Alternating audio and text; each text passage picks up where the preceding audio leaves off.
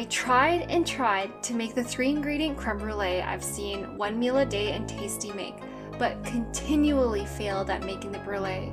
And from my fails, the 2-ingredient creamy custard was born.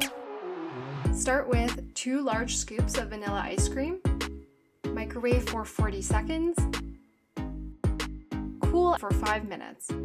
Afterwards, put in 2 egg yolks and mix well.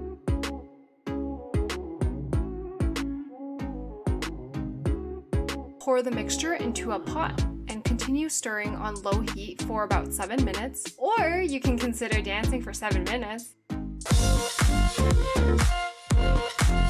Also, my arm is really tired. Finally, once you see your mixture getting thicker and clumping, pour the mixture into your dishes.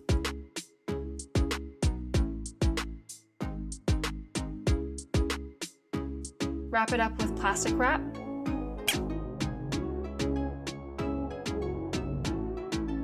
And refrigerate for 1 hour.